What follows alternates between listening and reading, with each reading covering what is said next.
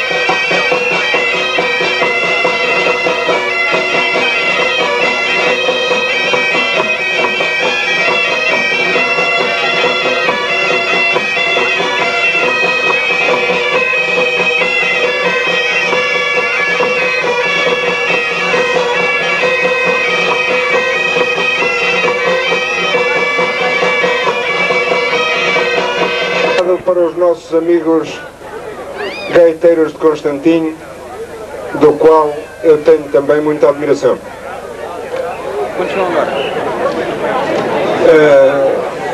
Seguidamente